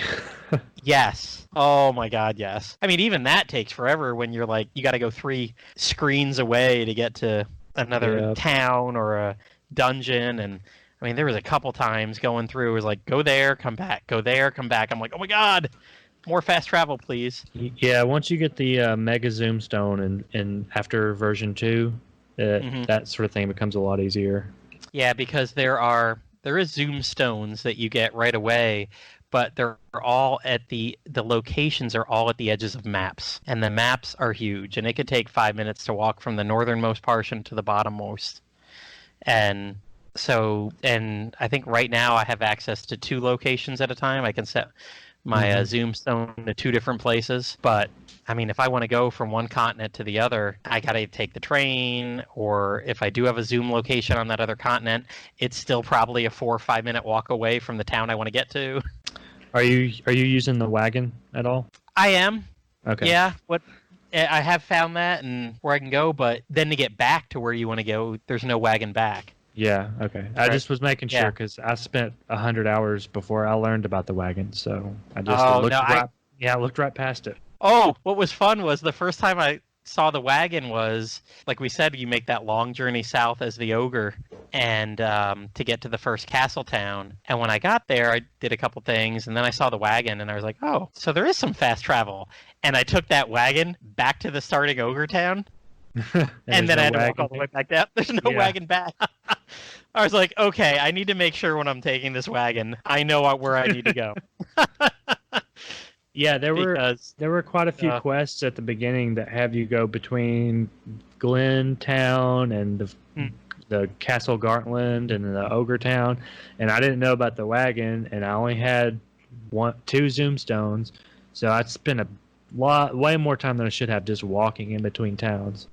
Yeah, I will say that was one of my biggest complaints. That, and I guess kind of I almost felt insignificant in battles. Either I do need to get, if I had better equipment, or if I maybe got a different job, I'd feel a little bit better. But yeah, I felt there were times where either the difficulty rise went up and I just didn't have the equipment to meet it, so that I was a contributing member of my team, or maybe I was just recruiting people that were too strong that made me feel that way. So I had a hard time finding the balance where I felt challenged, but I felt that I was contributing, I guess. And I'm sure, like I said, if I had some better equipment, I'd feel that way.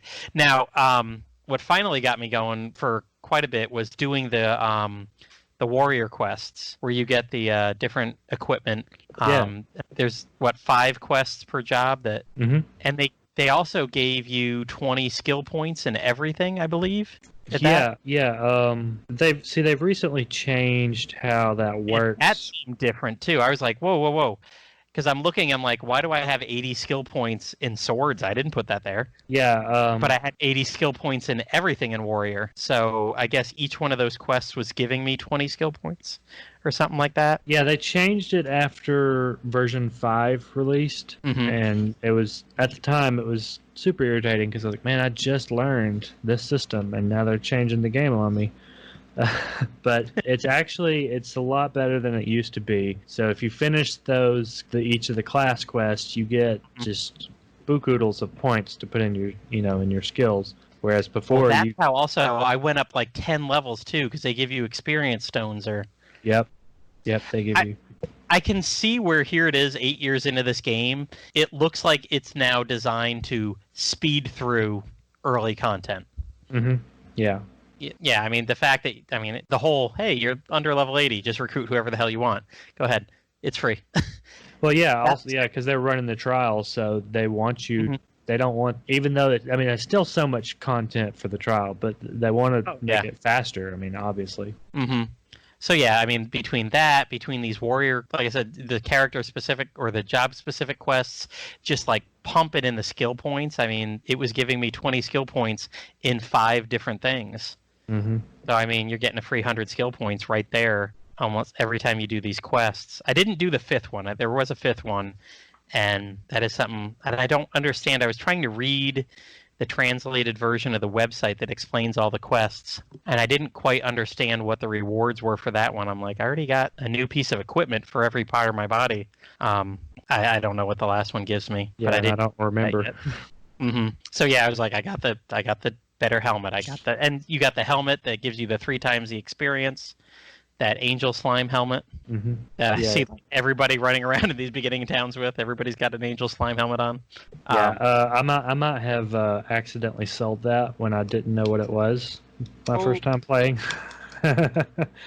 Now, see, that's where starting with this FAQ, the walkthrough that was posted in December. Luckily, I read that. Yeah, I didn't put a lot of thought into this when I first started it. I did it on a whim, and I honestly was not expecting to play more than 5 or 10 hours. Mm-hmm. Oh, I had no hopes of beating version 1. I was like, you know what? I'll do the prologue. I'll see how it is. I'll probably, in the middle of one of the podcasts that we recorded in May, just bust out with, hey, Liam, guess what I've been doing for the past 20 hours? Or actually, I was more thinking around the lines of, yeah, like you, 5 or 10. And then having that walkthrough and just getting into the world and seeing how big it was, I'm like, okay, why not go to the next continent and just walk around and see what's here? Yeah, and that's another thing, a little bit off topic, but you just mentioned the world. The world building in this game is, I wish more Dragon Quest games had all these different races and stuff. Like, I mean, it doesn't need to be in every game, but even if they just made a single player sequel to this with the races from Dragon Quest X, because they're all so interesting. And I mean, the world in general is like, they put a lot of work into writing it. So just having a bunch of humans with different outfits and accents don't do it for you? I mean, it does. I mean, I think I do enjoy that Dragon Quest trope of doing that. But I don't know. I really like the fantasy races in this game. Oh, no. This is definitely a step beyond that. You're right. There's nothing wrong. I mean, I don't look back at Dragon Quest IV and think, oh, man, they should have done more. But I definitely appreciate that they've done what they have in 10. That is pretty cool. Yeah. Let's see. Kind of the last couple things we met up on people we've met up online with. Time in the game, you're at like 400 hours, you said? Yeah, a little bit over that. Wow. And I put in here the last kind of question I had was like, how do you like the MMO components? And I said, oh my gosh, it's a walking simulator. Yeah. It's just so big. And I listen to, excuse me. I've been writing reviews for the past year and a half for rpgamer.com, and I've gotten to where I listen to all their different podcasts, and at least once a month I'm on one of their various ones. And their weekly one, almost everybody on there has either played World of Warcraft, or they go back and forth with World of Warcraft, or Final Fantasy XIV came out with the Shadowbringers expansion last year, and a lot of them play that. And I've heard that a lot about MMOs, is there's so much walking. And oh my gosh, like the biggest, greatest thing that ever happened is we got a mount to be able to fly, to be able to go faster or whatever. So after hearing that for the past year, because I really haven't played MMOs before, I'm like, hey, Dragon Quest X is like that too. Well, I've never played World of Warcraft or the Final Fantasy MMOs, but I've never encountered this amount of walking in an MMO before. Maybe it's a Square Enix thing. Well, I mean, when they brought 11 over, they added the sprint function. That wasn't in the original Japanese version. So maybe it's just a cultural difference. Take it easy. Walk here, walk there, see the sights. Yeah. Because there are a lot of cool sights. There are. It's a beautiful game. Mm-hmm. As you said, you're not really into the Final Fantasies. Neither am I. I've never played Final Fantasy 13, 15, the 7 remake I haven't touched, with all the awesome graphics and the battle system that's not quite turn-based anymore. So, and honestly, I like the cartooniness of the games. I don't need to play Call of Duty where everything's super realistic. I really like my games to have that old school kind of JRPG cartooniness to them. Yeah. And with that, like the graphics in Dragon Quest X are just fine. Like I don't wish I could see every mole or whatever on a person's face, or I don't need graffiti sprayed on each different brick along the side of whatever. I've heard a lot of people talking about Final Fantasy VII Remake, all the cool things they're finding in back alleys and whatever, and I'm like, well, that's why you waited 12 years for that game, or 20 years or whatever. Yeah. A lot of it is reused assets in kind of a lot of areas, and I just look at all that and I'm like, okay, they have all these art assets out there. Can you just make Dragon Quest IX Remake on the Switch with these assets that you got for 10? Yeah, they've got to do that eventually. I mean, they've almost hinted at it, but I know. I mean, and gosh, right now, what's in the pipeline for Dragon Quest other than, hey, one day maybe we'll get this whole game with Eric and his sister? Yeah, they really fell silent after Dragon Quest Day back in November. And gosh, that was November 98, or not 98, November of 2008. The 2018. Geez, I can't get my decades correct. Yeah, November of 2018 is when they just had that little graphic of young Eric and his sister Mia, I believe, Yeah. and that's it. And then this year they've said something that the director came out and said, "Yeah, progress isn't going well. Don't expect to hear about it this year." I keep seeing that being posted over and over again, like development problems have occurred. It sounds super ominous. Yeah, I'm like, it's a frickin' Dragon Quest Monsters game. You've done this 6 other times. You know? I mean, I'm not a game developer, but I mean, what happened? Yeah. I played Joker 1, 2, 3. I did the English translation of 3. I've played the English translation of Terry's Wonderland 3D. We had the guy Z6N4, the translator, the localizer, who's done those games, and I've heard what he said the big holdup is for him to try to get Dragon Quest Monsters 2 out. He's looking for a needle in a haystack, trying to allow text box sizes to allow more characters, so that English uses a lot more characters than Japanese does. And he said, a lot of the translation's done, and like my hopes on that happening more than we get any other Dragon Quest games. I mean, 12's got to be a couple years away still. Yeah. And it doesn't, like, there's been no news on, are we getting a Heroes 3 here a few years later, a Builders 3? Really anything's in the pipeline. I guess we're getting die games. Well, Japan's getting die games. I was really thinking we would get some more Switch ports, but that hasn't happened. Yeah, I mean, and even that's coming out in Japan more. I was really surprised they got the original Dragon Quest Monsters. Yeah. For like just a couple hundred yen, you could play that on your Switch, and it's basically the GBC version right there. It doesn't seem like there's any reason why we couldn't have that. We've already got a translation. Yeah, I bought that, and it actually has extra features that sort of help you track, I think, the monsters you've recruited, but of course I can't understand any of it, so. So yeah, I mean, we could get more ports, but yeah, there really doesn't seem to be anything in the line. And I mean, Dragon Quest X has got 5 versions here now. I mean, they keep pumping out content for that. Dragon Quest XI already got, the definitive edition, but Dragon Quest IX is literally the only game in the main series that they've never gone back and touched. Yeah, it's got to be next. That's got to be coming. I can't think that they won't. I mean, it just, between the graphics you got for 11 and 10, and especially how I see 10 with the whole dress-up thing, every item's there. I mean, they've got art assets for the iron sword and the steel shield and all that stuff that, I don't know. Again, I'm not a game developer. I don't know how easy, how hard it is. I know a big part of Dragon Quest IX was the ability to meet up and play together, and online features that are now gone. Whatever. I mean, can't you replicate that on the Switch? My God, I could Mario Kart race with anybody around the world, or play in a freaking tournament with Smash Brothers or something. Anybody, anywhere. Yeah. Like, it seems like the Switch would be the perfect thing to be able to mimic the DS kind of stuff with, but with real online play, and instead of having to be right in front of them. Yeah, I would love to play 9 with somebody without having to stand next to them like it's 1999 or something. I mean, I mean, we've got all these technological advances in online gaming. Take advantage of it. Heck, we just spent the past 2 months doing everything online while we're all quarantined. I mean, how fast did that happen? How fast did Zoom become something that became a verb? Right, yeah. Other than Dragon Quest. Come on, man. It's built right in. Entire industries are moving completely to work from home. It's weird times. And you're telling me you can't tweak 9 a little bit? So I feel like maybe 3 years from now we're just going to get like a whole glut of stuff. But I mean, it almost feels like it. And I've lived through all these generations of black periods of no Dragon Quest, no Dragon Quest, no Dragon Quest. But Dragon Quest IX came out really late in the DS cycle when things were moving to 3DS.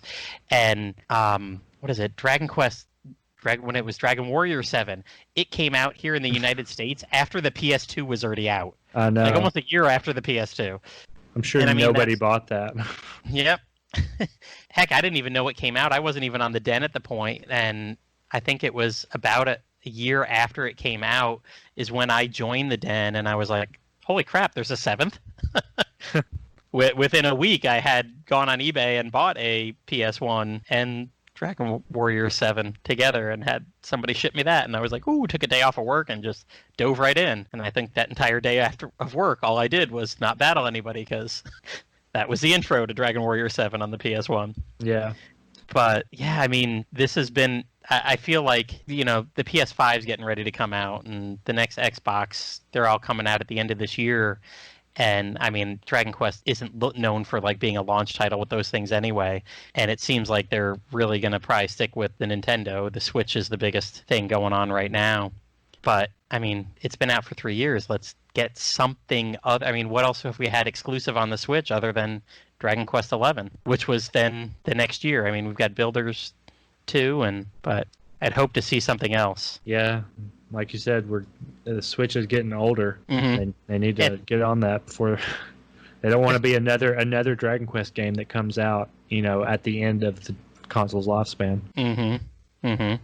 So, you got to think 9's coming, and if it's anything like 10, great, because I am enjoying 10. I eat every word I ever spoke about 10, except for the active time battle. I could do without that, but it's all right. It is what it is.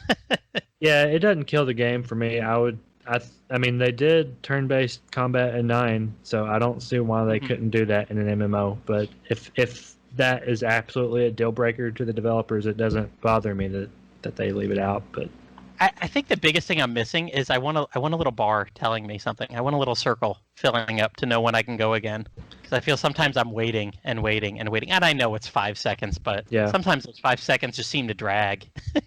I'm like, has my timer started? Has my cooldown timer started? Yeah, I get that. I want to know. Well, anything else that you want to talk about Dragon Quest X? Nothing big. Next month, which is June of 2020, they're supposed to be doing a Dragon Quest 1 event, which they've done it before, and I know you can find a video of it on Cat's channel on YouTube. Mm-hmm. It's pretty much just a recreation of Charlotte Castle from Dragon Warrior 1. And if you're a hardcore DQ fan, you play 10, you should definitely try to play that if you can. Do you get to fight the Dragon Lord at the end? Yeah. I hope it's not as tough as it was in previous years, because it looked to be a pretty difficult fight. But just seeing the whole dungeon sort of remade and the graphics of DQ10 is really cool. Oh, that was something. Playing through DQ10, I was like, this is great, this is cool, whatever.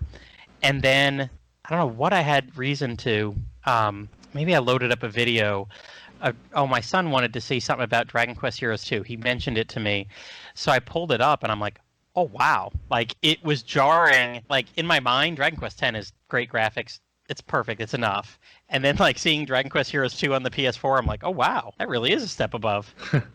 Yeah, it's an 8-year-old game that came out on the Wii. It's hard to remember that sometimes. Yeah.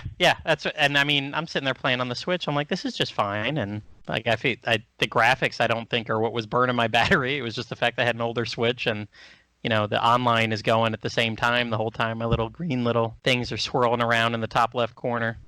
Yeah. So they've upgraded the graphics over the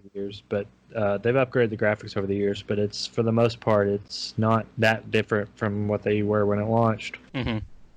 And yeah, like I said, I mean, the way that Dragon Quest is drawn, the way it's up there, it doesn't need to look like a Dragon Quest Year Story for me to play a game, Dragon Quest game with it. I mean, that's beautiful in its own right, those graphics. Yep. But yeah, I don't need my game to look like that for me to enjoy it. Dragon Quest X's got all the hallmarks of a Dragon Quest game. Like I said, I've barely even touched my toe into the whole MMO part of it, and hell, I don't understand a damn word that they're saying if I'm not translating it, and I still had 34 hours of fun, and I know I'm going to go back and try to do at least as much as I can to get through version 2.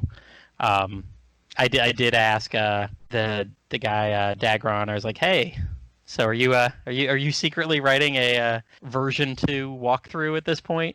And he said no. He said that was really tough to do. He's like, I had to play through a lot to make sure I got through all that. And I did thank him. I'm like, listen, man, you're 50% of the reason I kept going in this, between that and the YouTube videos and the Austin just like, this is so easy, you can do it, come on. do this quest, get your dollar board and all that stuff. So I really enjoyed it, and I know I'll put more hours into it. I won't guarantee it, but I can almost guarantee it. I'm probably not going to do the 400 that you did, but yeah, I could easily see by the end of summer hitting 100. It got out of hand, me playing it, and a lot of it, I'll be honest, is just having some downtime at work and being able to put it on my desk while I'm doing other stuff and hit A during combat. Yeah, and I mentioned Woodus getting his 1,000th level between all of his characters and jobs in Dragon Quest of the Stars, and that's a lot of what he's been able to do.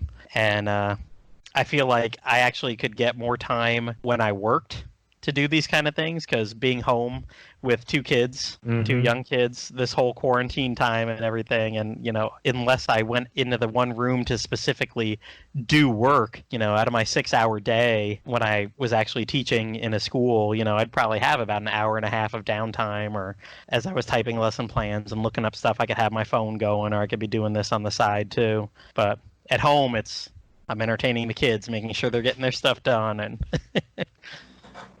when I had to work, but like it really didn't provide enough time, a lot of time during the day. Yeah, I can see that. But at night, I've had plenty enough times. I've whipped through one of the trails of the Trails in the Sky 2 completely. I did. Gosh, I can't even remember it now. It's not the Tokyo Mirage Sessions, and I've also had a bunch of time recently to get into reading a massive amount, because I was looking up the Dai no Dabuken manga that came out in Japan in the 80s and 90s, and a group of fans translated all that into English and put up all 347 chapters and about 20 to 30 pages per chapter about 10 years ago. Just kind of stumbled across that with the new announcements recently, so I've spent some considerable amount of time getting through about 40 or 50 chapters, about 1,000 pages so far. Just kind of lots of time on my hands. Yeah, I definitely, there are probably a lot of people like that out there right now. And this game the time sink you put into it can sneak up on you. Mm-hmm. And with that, I think that brings us to about the end of our episode. So, Liam, happy birthday to you. Hope you found this surprise episode a bit enjoyable and meant to be as funny and surprising as I thought about it in my head for a while. I'll keep looking for a Switch for you. Hope you get your hands on one soon. Or I get my hands on one and am able to ship it up to you. Either way, hope you get to play soon with your family and play Dragon Quest X with everybody else. So, thank you so much, Aust, for being here tonight. Really appreciate you joining me to do this. Well, thanks for having me. And that's it for this episode of Slime Time. I, of course, want to thank August one last time for joining me to talk about Dragon Quest's only MMO, Dragon Quest X. Thank you one more time, buddy. Why don't you tell people where they can get a hold of you online, and we'll put that down in the show notes. Yeah, I don't really have much of an online presence. I'm on the Dragon's Den. I keep an eye on most of the What's New With You thread and most of the main Dragon Quest threads. Hang out a lot on Saigon's Discord channel, but I'm on Twitter, but I don't really ever check it that much. Awesome, and thanks for joining me. Hey everyone, you might have noticed that the only time that we ever mention Patreon on Slime Time is when we say we don't use Patreon. We're just longtime fans that want to speak about the game series we know and love so much. If you do have some money you'd like to donate, consider sliding on over to the Dragon's Den at www.woodus.com/den and click on the button that says support this site. Woodus has owned and maintained the Dragon's Den, Dragon Quest fan site, for over 20 years, and I'm sure he would appreciate any donation. If you don't want to straight up donate, you could use all of his different Amazon affiliate links there to make purchases. Dragon Quest XI-S is there, perhaps Dragon Quest VII 3DS, pretty much everything in the past 5 years that has been released and is on Amazon new, you can buy through the Amazon affiliate link, and some small fraction of that will go to helping out the Dragon's Den. If you have any comments or questions for us, you can find us on Twitter at Palladium3, or you want to say something to Liam at Rimu Celestrian. I'd never say that right. Good thing he always says that. You could always hit us both up simultaneously at DQ Slime Time. Consider joining in tons of Dragon Quest discussions at the Dragon's Den forums, one of the few remaining Dragon Quest forums still around on the net.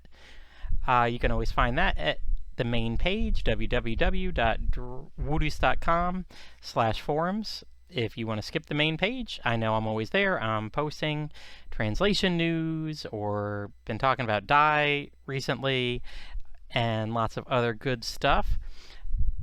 I want to always take a moment, like always, to thank everyone that makes this podcast possible, like Brian, aka Woodus, for his support of the series and this podcast, and keeping the Dragon's Den's lights on for decades. Thanks to Amanda Lepre and the Descendants of Erdrick for allowing us to use their music for our podcast.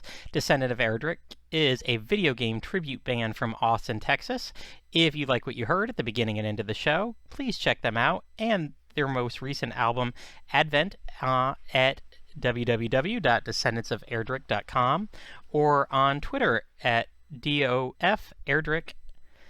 Or go see their band leader, Amanda Lepre, live. She's usually on tour as a guitarist with Andrew WK. Once all this settles down in the United States, I'm sure they'll be out again.